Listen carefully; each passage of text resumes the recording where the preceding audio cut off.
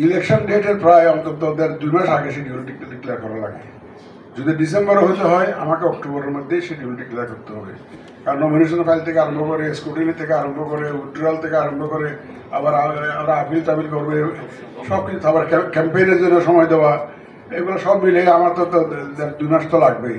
সুতরাং ডিসেম্বর হতে গেলে আমাকে তো অক্টোবরের মধ্যে শিডিউল ঘোষণা করতে হবে, যদি ডিসেম্বরে হতে হয়, তাই না?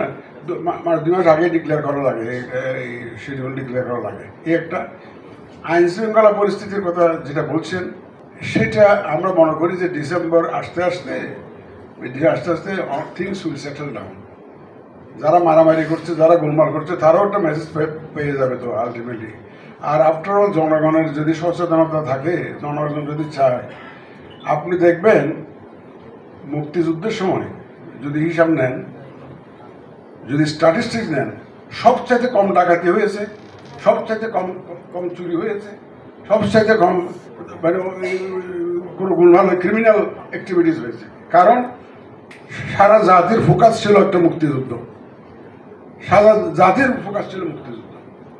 সুতরাং মানুষ ওদিকে আমাদের লোক, সারা দেশের মানুষজন যদি বাংলার সারা দেশ যদি চায় যে একটা সুষ্ঠু নির্বাচন হোক, যখন জনগণ যখন একত্রিত হবে, তখন দেখবেন যে ওই যে আইনশৃঙ্খলা পরিস্থিতি যারা সৃষ্টি করতে চায়, তারা আর এটা সাহস করবে না।